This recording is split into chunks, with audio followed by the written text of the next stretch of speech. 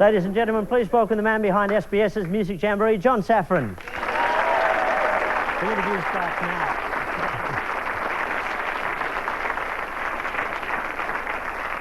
When you, in Race Around the World, you went to Mali and you had a voodoo curse put on your ex-girlfriend. Now, what was the story there? How do you arrange a voodoo curse?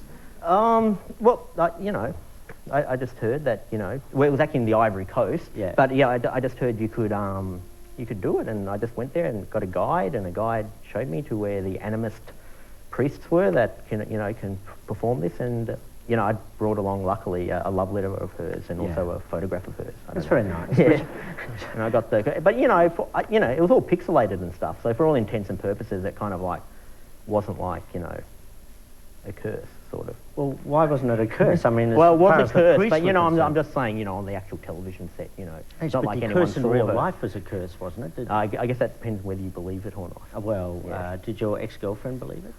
Well, I think there was a bit of Chinese whispers before it went to air, so I think through Chinese whispers she heard worst case scenario, which I don't think the actual show delivered on, you know. And what was the worst case scenario? Oh, she dies.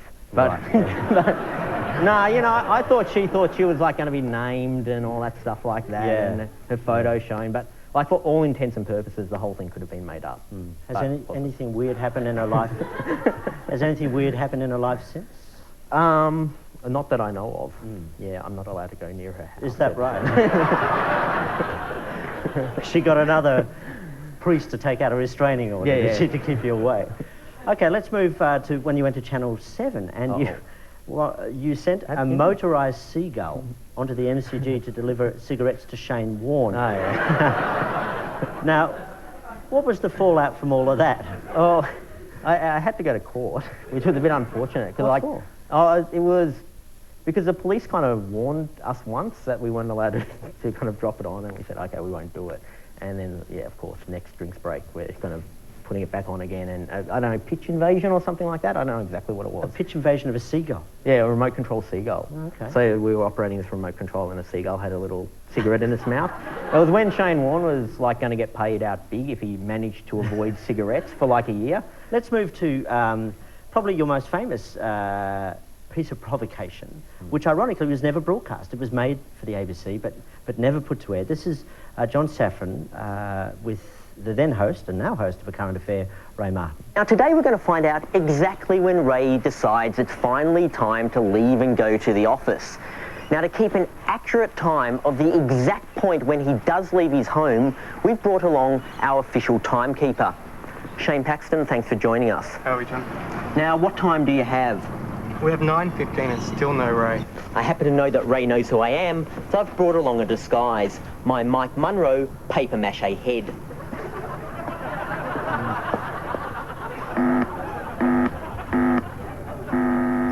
Will you please come out, Mr. Martin? It's 9:30, Mr. Martin. Why aren't you at work? Ray, don't. It's not worth it. Don't. Ray. Yeah, Ray, don't. It's not worth it. Don't be silly because you reached a...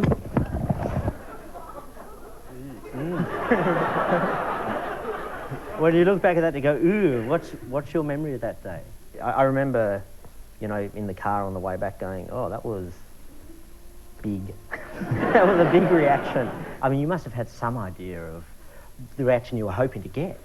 Not necessarily, Andrew. Like, I reckon the story would have worked, you know, if he just was, like, looking like a stunned mullet, for example. Like, you know, I don't think I was expecting him to, you know, grab me by the collar and stuff. But, you know, I deserved it. I guess I was annoyed. Yeah, well, that's an interesting point. Under the same pressure, do you think you would have reacted coolly if you'd been in Ray Martin's shoes? No, but I think that was always the point of the piece, where it was like, if you can go to Ray Martin's house and just say the most ridiculous accusations, like, you know, you don't get out of bed until late, and falsely accuse him of stuff, and get the host of a current affair show to give the classic reaction of, you know, that. It's like, well, how often have we watched current affair shows where people have done that and we've judged them guilty, because obviously if you grab a reporter, or obviously if you push with your hand, you must be guilty. And so that was kind of the point. Shane Paxton, who had, of course, his family had been kind of displayed in front of the country by Current Affair. He was your offsider. Was he happy with the day's events? Did he enjoy it? I just don't know. I mean, I think he might have been happy with the actual story or whatever, but maybe not with the way it kind of, you know, came out like in magazines and stuff. That's the impression I gathered. Were you, I mean, because some people would think you were just using him, a man who had a legitimate grievance, for laughs. Was there more to it than that? No, I don't think so. I think it's because I knew someone who knew him. So we're going to do the Ray Martin thing and just kind of send up, well, you know, what Current Affairs does to other people. And then just because I knew someone who knew him, it was like, hey, do you want to come along?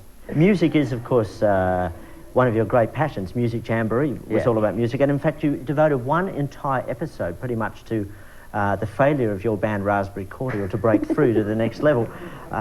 In your dream world, John Safran, what sort of musician would you be? Oh, there's no question about. I mean, when I was fronting Raspberry Cordial, MC, I just wanted to be a rapper, I guess, and I tried pretty damn hard. But the world wasn't ready for white rappers then. No. But I feel like, you know, I broke down the wall that, you know, Eminem's been able to walk through. I've never heard him cite Raspberry Cordial as an influence. Dr. Dre, but never Raspberry Cordial. Did you have, do you think, the necessary equipment to break through? Had society been with you? Did you have the voice? Did you have the moves? I just wasn't good enough. Like, I did a lot of things that I just weren't good enough. You know, like I tried to do comic books when I was in primary. I just tried everything. Yeah. From about grade 6 up until about week 4 on a race around the world. It was just me trying different things and not quite getting it right or not quite having the right skill for it or something like that. And I'm afraid the band was another thing. I really tried, like for 2 years. We got like a CD out and stuff like that, but you know. So the lesson is here, if you're not quite good enough at anything, go into television. There's a career there for you. Pretty much. That's good to know. You see, I think you're underselling yourself. This is from Music Jamboree, which was on SBS last year. This is John Safran as Prince. You be the judge. It's coming, Armageddon! Will you return to dust? Or join the one papa in heaven?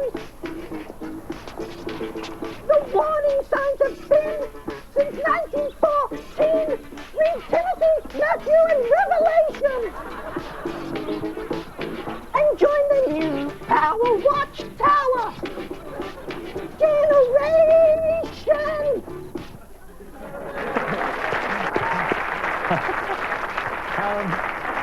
I told the sound guy to sweeten that voice. There was only so much he could do. No sound guy in the world could sweeten that voice. You were Prince trying to sell Watchtower because he's a there was a speculation he'd become a Jehovah's Witness. Right, and that's good enough to go out there and sing like Prince. Is that the stupidest thing you've ever done on television? Yeah, probably that and streaking on. I remember when I was streaking through Jerusalem, I was going, I really have taken this little detour now. I've kind of gone a bit Dadaist. You know, like I've been a bit more kind of focused and kind of more obvious subtext up until that point. But yeah, the Prince thing is another kind of going out on the limb, I guess. Where do you, because you're not, by your own admission, you're a shy guy, you're a pretty anxious guy. How do you work up the nerve to go and do stuff like that? I so don't enjoy it on any level besides, like, you have to do it. But why do you have to do it? Because it's like doing creative stuff is what makes me happy. And I like writing the ideas. That's where I'm always like the big mouth and stuff. The guy I kind of write the show with, and we just kind of, you know, like it's like, oh, okay, now I'm going to, you know, dress up as Prince and I'm real big brave then. And it's like, oh, God, you know, on the day, So when you're travelling around dressed up as Prince, you're basically sitting there wishing you were anywhere else than someone else? Or are you thinking, this is a great chance for me to go out there? Yeah, it's a creative opportunity. And it's like, and it's just like what I have to do to get like the end product that I want. You mentioned streaking through Jerusalem. We're going to look at that in a second. Oh. Yeah. Now, you had a religious upbringing. You're about to do a series on religion, but here you were, the centre of religious dissent in the world, and you did a story about your football team, St Kilda. What led to that?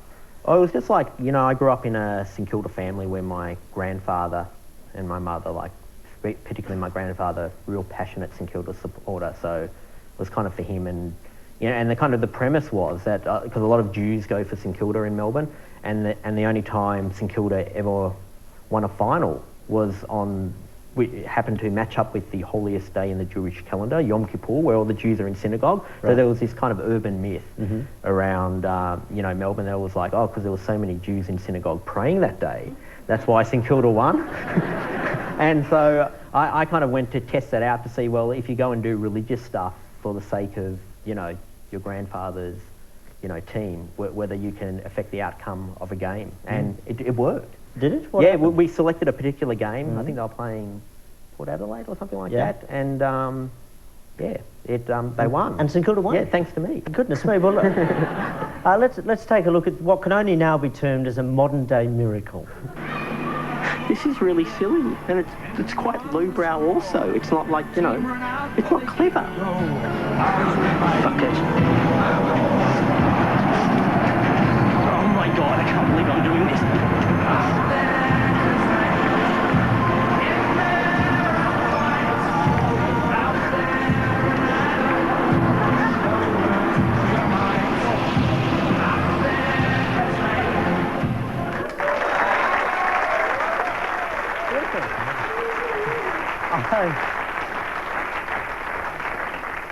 You were on your own in Jerusalem. Clearly you're holding the camera.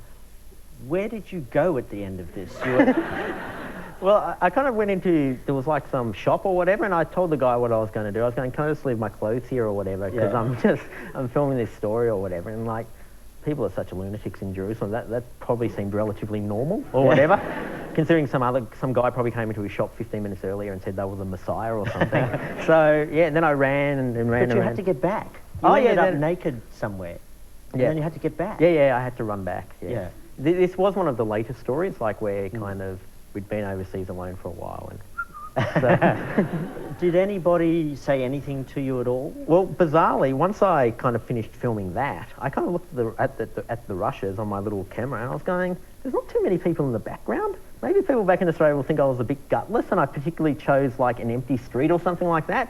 So I decided the next day to do a take two, and I went down to this marketplace, and I ran with the camera and stuff, and the Israeli soldiers stopped me and started screaming at me and all this stuff like that. So I had to then, go back and put my clothes back on.